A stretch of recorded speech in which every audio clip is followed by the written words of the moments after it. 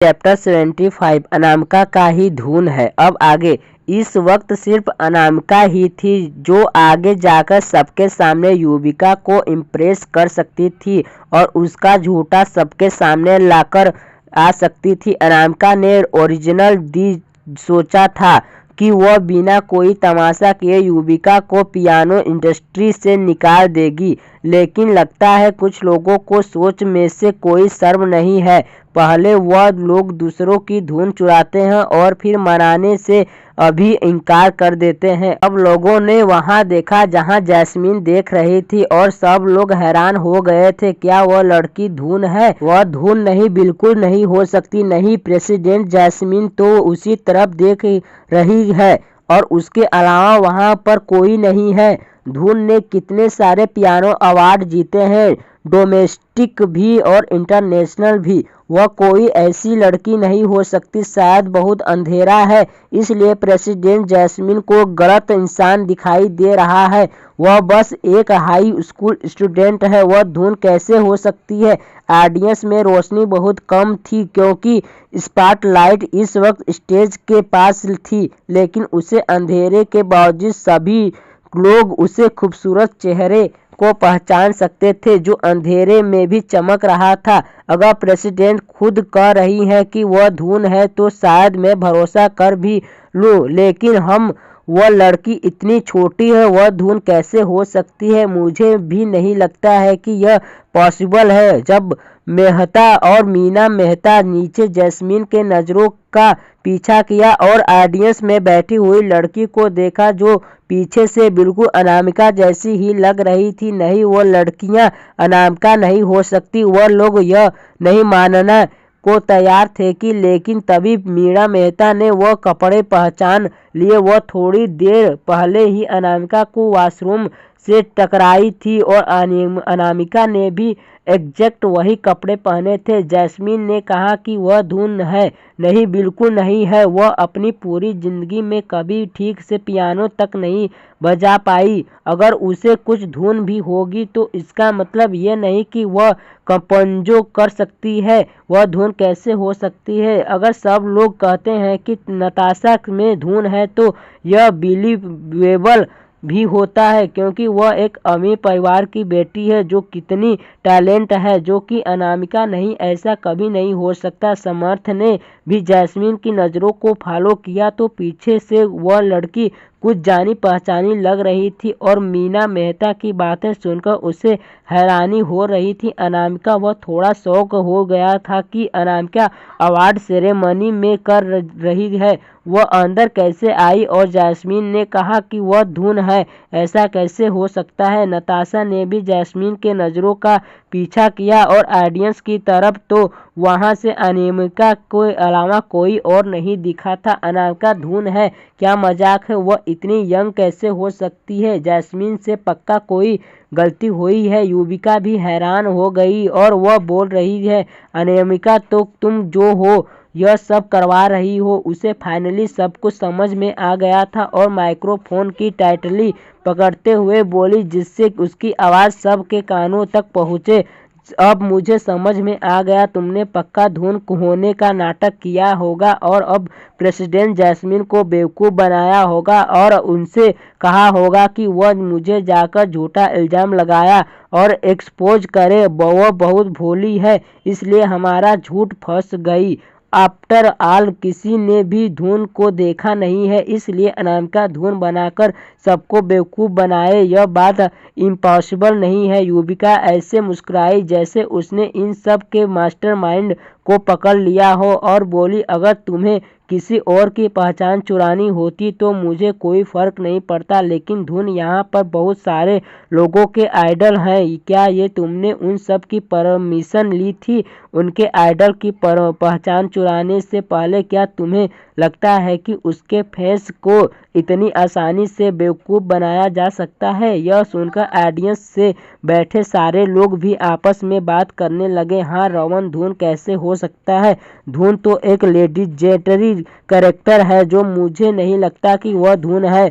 अगर वह सचमुच जो धुन होने का नाटक कर रही है, ना लगता है सब इसी लड़की का किया धरा है। युविका ने थोड़ी देर पहले ही बहुत बेइज्जती महसूस की थी, इसलिए उसने फैसला किया था कि वह भी अनामिका को वही महसूस कर पाएगी और वहाँ बोली, तुम 18 साल तक हो वही खुशी भरी जिंदगी यह जीती रही हो मेरी थी, और जब हमारे पेरेंट्स को मैं मिल गई उनकी खोई हुई बेटी, तो यह तुमसे बर्दाश्त नहीं हो रहा है और तब से तुम मुझे हर वक्त परेशान करती रहती हो। ऑडियंस उसकी बातों से शॉक हो गई।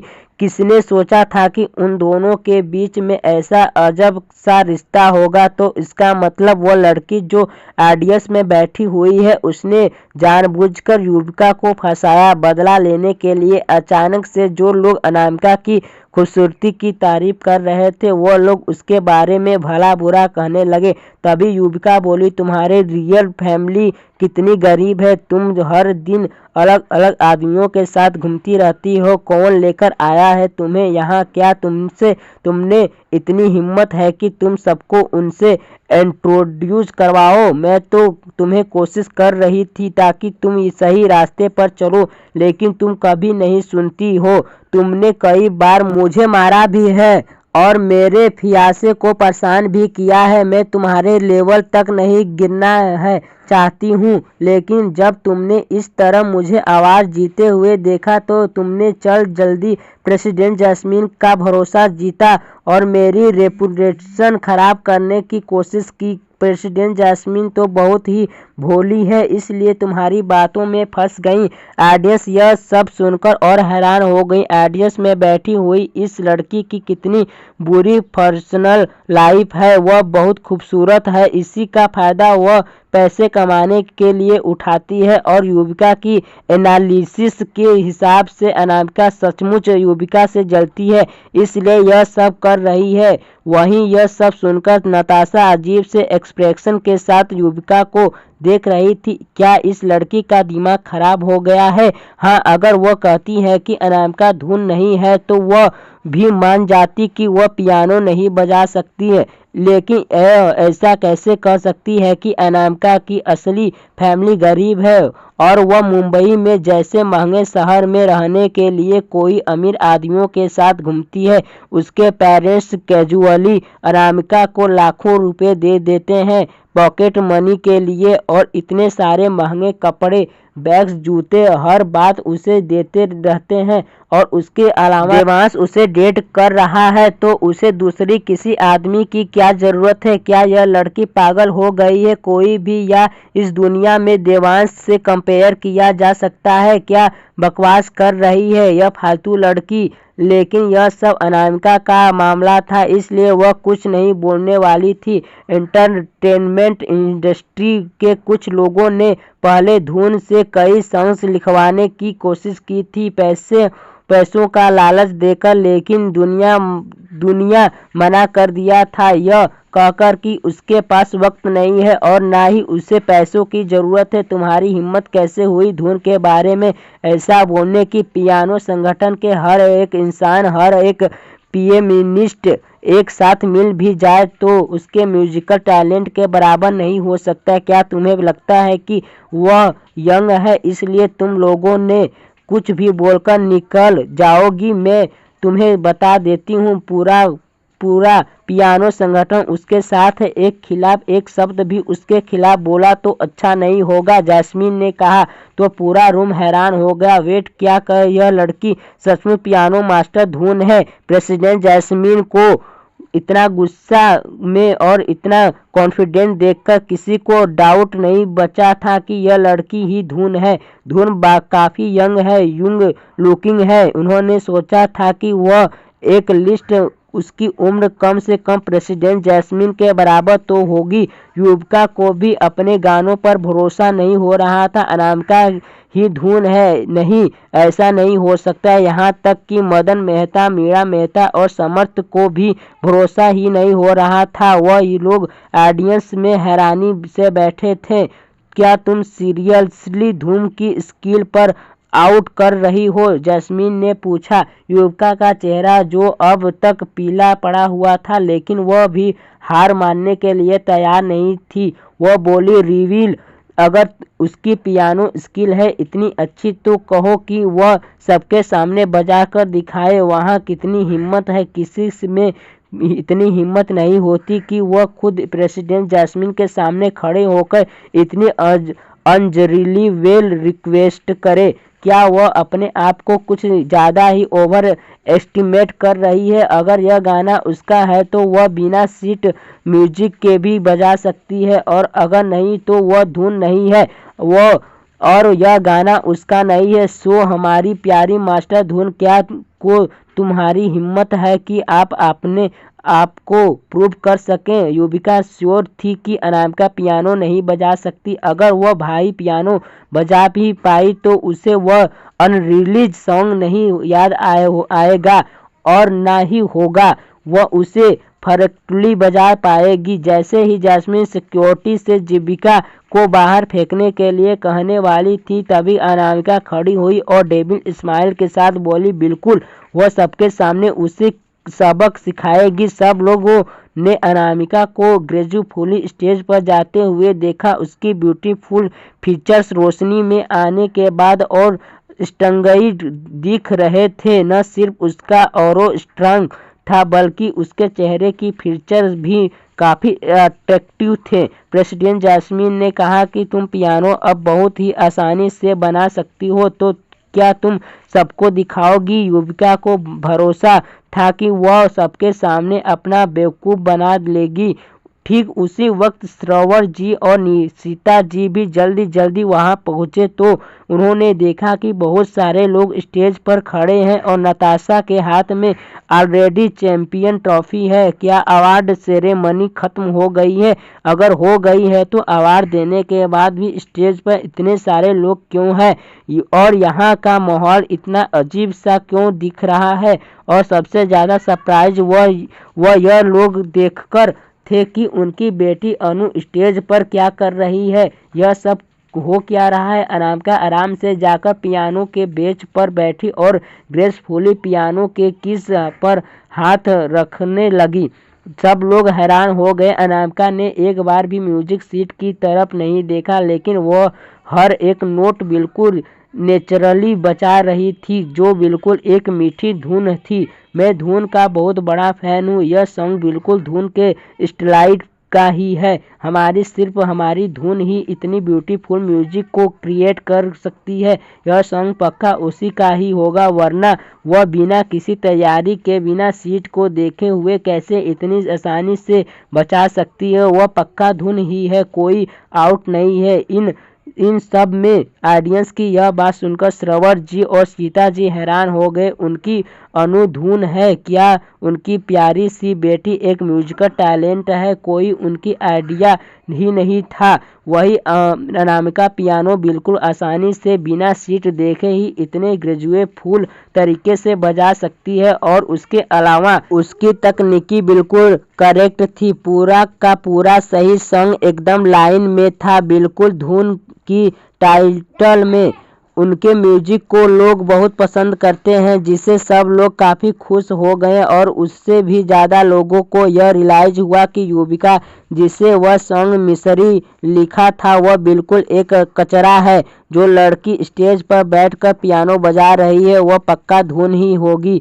माइक्रोफोन पकड़ते हुए फरमाइश के बाद अनामिका के कैजुअली कहा, मैंने पिछले साल को भूकंप आया था, उनके पीड़ित के लिए यह गाना लिखा था, इसलिए मैंने बिना किसी स्कोर के यह गाना बजाया, और यही सबूत है। मदन मेहता और मीना मेहता को ऑडियंस में बैठे हुए थे, वह हैरान थे। उन्हें भरोसा ही नहीं हो रहा था कि जिस लड़की को वह लोग बेकार समझते थे वह इस तरह परफॉर्मेंस दे सकती है। क्या वह किसी भी चीज़ में बेकार नहीं थी?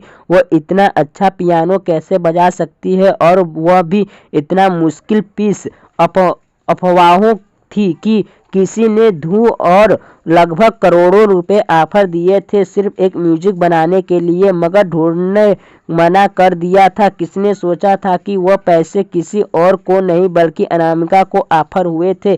इस नताशा भी हैरान थी कि अनामिका धून है। अभी उसने जो परफॉर्मेंस किया उसने सबके शकों को दूर कर दिया था और वह थोड़ी देर पहले उसके सामने ही शोप आप कर रही थी। इस बारे में सोचकर नताशा इम्प्रेस्ड होने लगी। युविका की पूरी तरह हैरानी थी, मगर अभी भी वह हार मानने के लिए तैयार नहीं थी और वह बोली, नहीं, बिल्कुल नहीं। प्रेसिडेंट जैस्मीन ने कहा कि यह सॉन्ग ऑलरेडी टेक्स्ट बुक में लिखा गया था। तुमने पक्का पहले ही इस टेक्स्ट बुक को पढ़ लिया होगा और इस म्यूजिक को सीख लिया होगा ताकि तुम मुझे इम्प्रेस कर सको। वह इतनी आसानी से इतनी स्मूथ म्यूजिक बना ही नहीं सकती है। वह पियानो सिर्फ मेहता परिवार में आने के बाद ही सीख पाई थी। नहीं, वह कोई उसे हार नहीं सकती।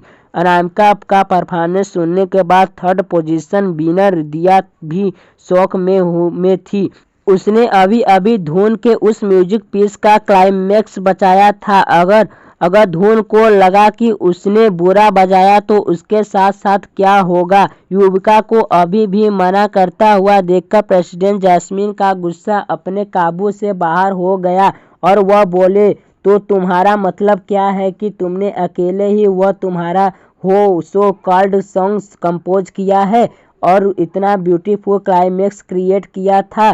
क्या तुमने इतनी हिम्मत है कि तुम इसी वक्त यहाँ धुन के साथ एक लाइव शो डाउन कर सको? एक शो डाउन कर रहे तुम्हारे पास और धुन के पास हर 10 मिनट होंगे अपने मन में एक कंपोजिशन तैयार करने के लिए। अगर तुम्हें सचमुच टैलेंट है और तुम धुन को यहाँ हरा पाई तो हम लोग तुम्हारी एबिलिटी मान जाएंगे। इतना कहकर जैस्मीन ने उसे कोल्डी मुस्कुराई और बोली, अब तुम्हारी बारी है चुनने की। तभी अनामिका बोली, मुझे 10 मिनट नहीं चाहिए।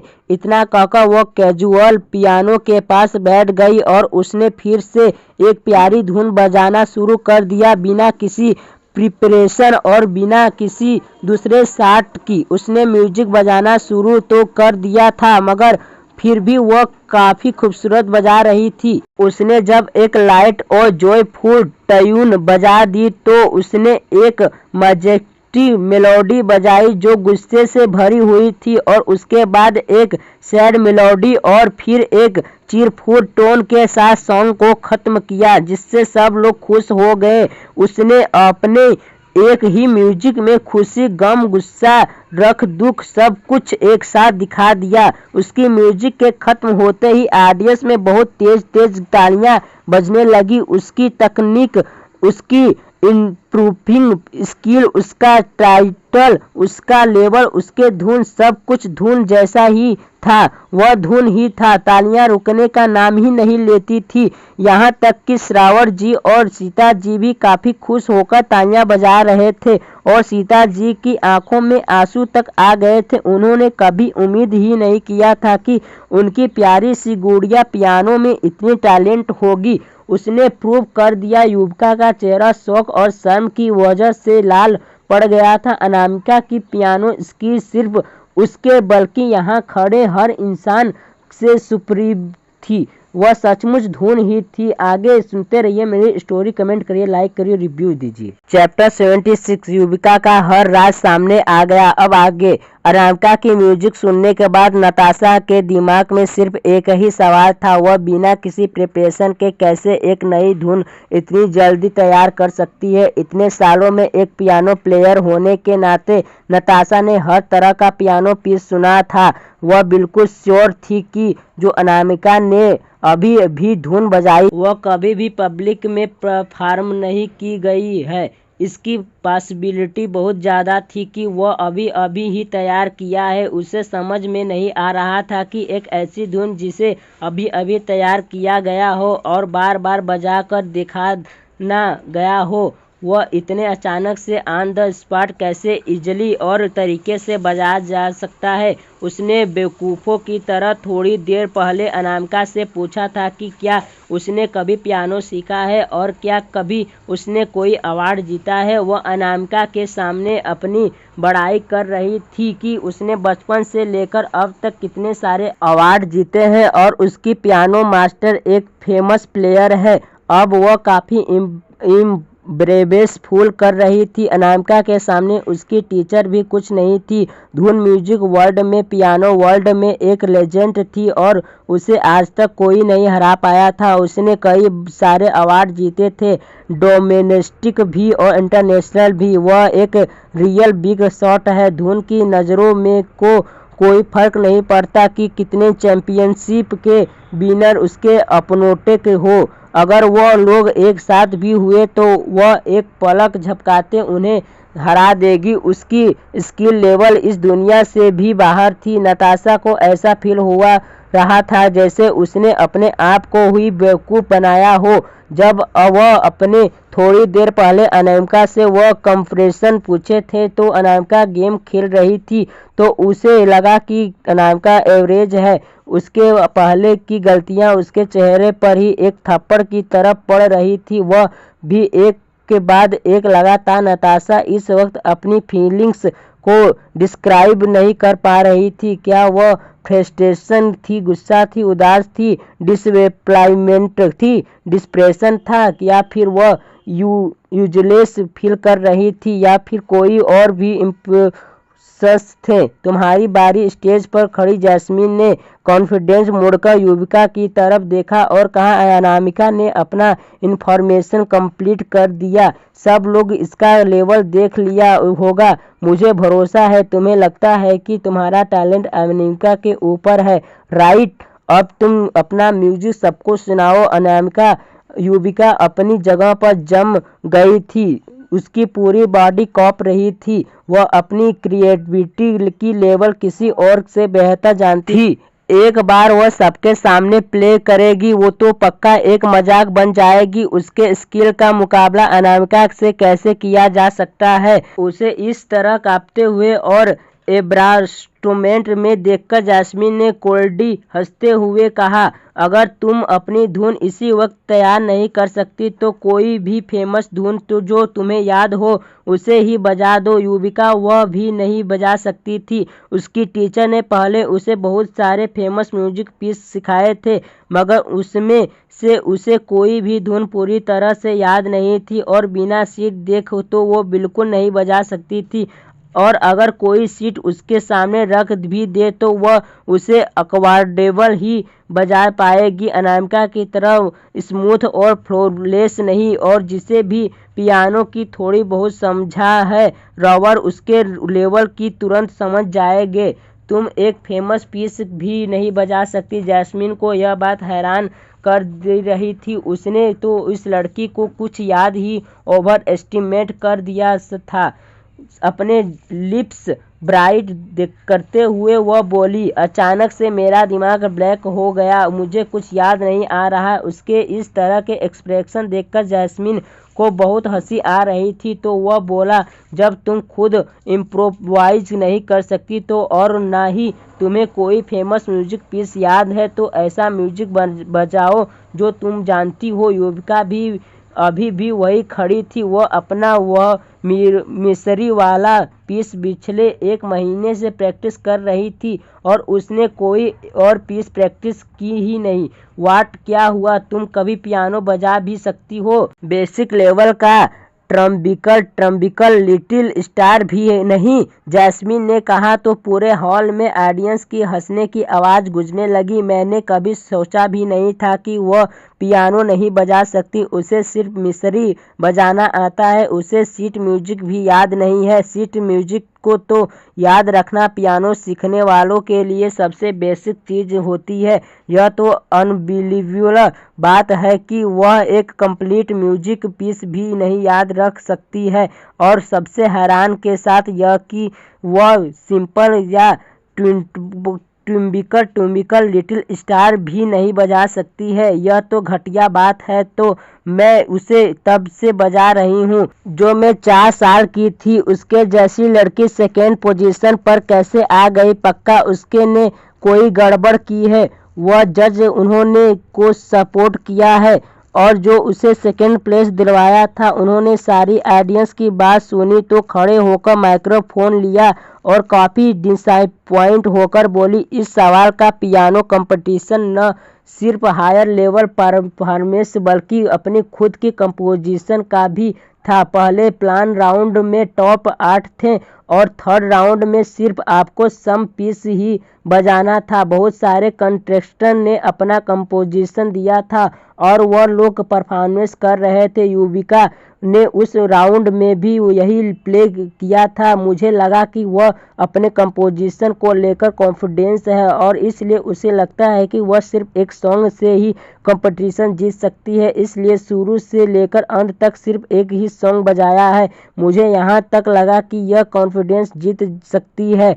मैं उम्मीद नहीं की थी कि यह सच में एग्जैक्ट ही अपोजिट होगा। सिर्फ तुम एक गाना ही याद कर रही हो, वह मिस्री, वह जज और इसी प्रकार से कॉफी एड्स पॉइंट थी। तुमने पूरे कंपटीशन और सीरीज के दौरान कितनी सच्चाई और सफाई से झूठ बोला था।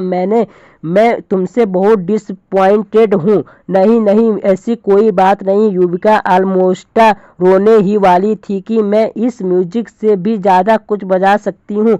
यह सुनकर ऑडियंस में से लोग मजाक उड़ाते हुए बोलने लगे, तो फिर बजाओ ना, अपनी स्किल दिखाओ और अपने आप को प्रूव करो। धुन बहुत ही अच्छी है। उन्होंने इतनी म्यूजिक प्ले किया कि तुम्हें डर लग रहा है ना, और तुम्हें उनके सामने पढ़ाने की हिम्मत नहीं हो रही। माफ़ी मांगो धुन से तुम सेकंड प्लीज डिजर्व नहीं करती हो। तुम इस पियानो सर्कल में ही डिजर्व नहीं करती हो। युविका, तुम पियानो वर्ल्ड के लिए एक बड़ा मजाक हो। प्लीज इस सर्कल से निकल जाओगे। Get out of here, get out.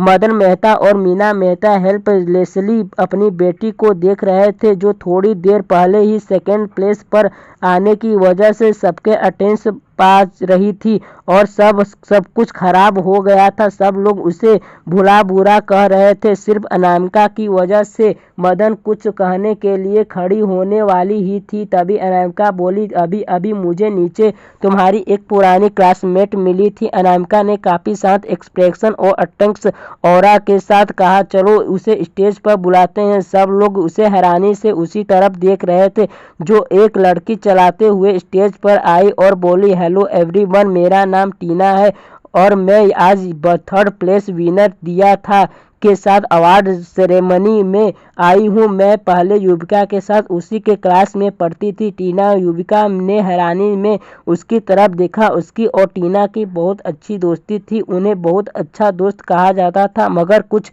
झगड़ों के बाद टीना का ट्रांसफ़र दूसरे स्कूल में हो गया और उसका कॉन्टेक्ट खत्म हो गया। टीना और यहाँ अनामिका लेकर आई थी। कुछ भी क्यों ना हो जाए, युविका फील कर रही थी कि आज उसका पूरा करियर बर्बाद होने वाला है। उसने कॉन्फ्रेंसियल बनाया, मुठिया कस असली, और उसका चेहरा पहले से भी ज़्यादा पीला पड़ गया था। युविका की फैमिली पहले अमीर नहीं थी। मैं पहले उसके घर गई थी और वहाँ पर कोई पियानो नहीं था। इनफैक्ट उसे बहुत जलन हो रही थी क्योंकि मैं बचपन में पियानो सिखाती थी और जब मैं भी वह मेरे घर आती थी तो पियानो देखी थी। मैं यह साबित कर सकती हूँ कि हाई स्कूल में से पहले युविका ने कभी भी पियानो को टच भी नहीं किया था और वह 20 और ट्रेवल्स क्लास में से डिफरेंट तक नहीं बता सकती थी। उसने तो पियानो सिखाना हाई स्कूल के बाद ही शुरू किया था, टीना बोली। जैसे ही टीना ने अपनी बात खत्म की, सब लोग एक दूसरे के बात करने लगे। सब लोगों को यही लगा था कि युविका पियानो बचपन से बजा रही है, मगर अब समझ आ गया था कि वह सिर्फ हाई स्कूल से पियानो सीख रही थी। युविका ने एक्सप्लेन करने की कोशिश की और धीमी आवाज़ में बोली, बाद में मेरे दोस्त पेरेंट्स ने मुझे एक पियानो टीचर हायर किया था। वह अपनी बात खत्म कर पाती उससे पहले कि अनामिका ने शांति से ही पूछा लिया क्या यही लेडी है जो तुम्हारी पियानो टीचर है जिसके बारे में तुम बात कर रही हो? अनामिका के बोलते ही एक यंग औरत उस स्टेज पर आई और युविका को देखकर सबको ग्रीट किया और बोली, हेलो एवरीवन, मैं युविका की पियानो टीचर हूँ और मैंने उसे 1 महीने तक पियानो सिखाया है। 1 महीने? उससे पियानो सिर्फ 1 महीने सीखा है?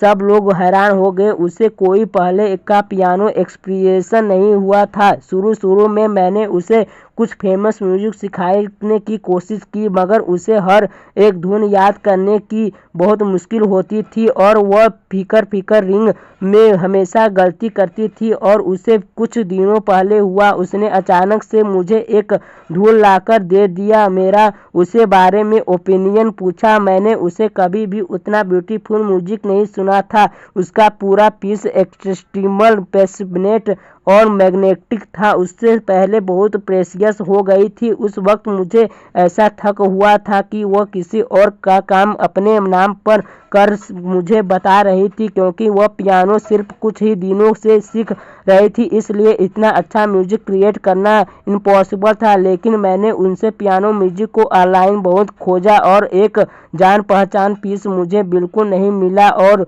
मैं इसकी बातों में भरोसा कर लिया और इसकी म्यूजिक टैलेंट की बहुत सारी तारीफ की। मैंने इसे पूछा कि यह म्यूजिक उनसे कैसे लिखा तो उसने मुझे कहा कि इस अचानक से किसी चीज़ से इंस्ट्रूमेंट मिली है और इसलिए उसने यह म्यूजिक लिख दिया। और अगर मैंने सच कहूँ तो मैं जो काम 10 मिनट में 10 सालों से पियानो इंस्ट्रीट में हूँ वह भी इतना अच्छा ट्यून नहीं लिखा सकती हूँ, इसलिए मुझे उसे थोड़ा नीचे फूल होने लगा और मैंने नौकरी छोड़ दी। उसे पियानो टीचर ने उम्मीद नहीं की थी कि इसका इंट्यूशन बिल्कुल सही था। वह पियानो की ट्यून युविका की नहीं बल्कि डायरेक्ट किसी इतनी बड़ी म्यूजिशियन की होगी, तभी वह इतना अच्छा था।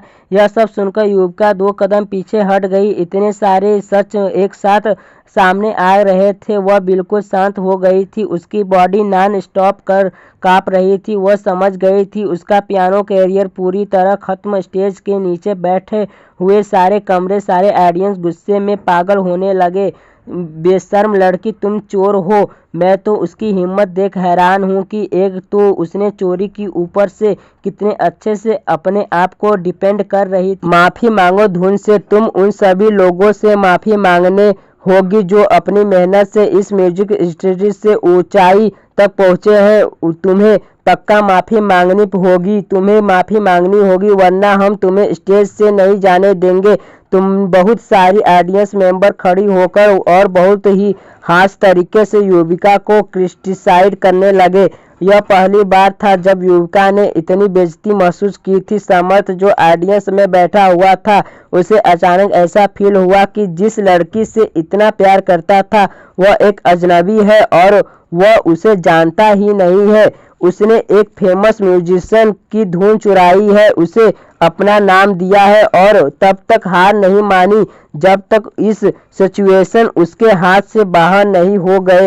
ऐसा लग रहा था जैसे वह उसे कभी जानता ही नहीं था। ठीक उसी वक्त मैसेज परमार को जल्दी यहाँ दौड़ते हुए पहुंची थी। उन्होंने सामने का सीन देखा और सब कुछ सुना तो उनके चेहरे पर गुस्सा और हैरानी दोनों दिखाई दे रही थी। यह लड़की सचमुच में एक डिसअपॉइंटमेंट है, लेकिन खुशकिस्मत की बात है कि वह परमार परिवार का हिस्सा नहीं है, वरना वह लोग आज बहुत बेइज्जत होते। तुम फाइनली आ गई हो। राहुल की वाइफ और ऑडियंस पर बैठी हुई थी। उसने मैसेज परमार को दिखा और सार्कास्टिकली कहा, बहुत अच्छी बात है कि तुमने उसे अपनी फैमिली का हिस्सा नहीं बनाया है। उसने एक बड़े पियानो मास्टर का काम चुराया है और तब तक नहीं मानी जब तक एक साथ कई सारे सबूत नहीं दिखाए गए। कितनी एम्बैरेसिंग बातें हैं। मॉम, आप यहाँ कैसे आए? समर्थ ने भी अपनी माँ का वहाँ आना नोटिस कर लिया। आगे सुनते रहिए मेरी स्टोरी। कमेंट करिए, लाइक करिए, सब्सक्राइब करिए मेरे चैनल को।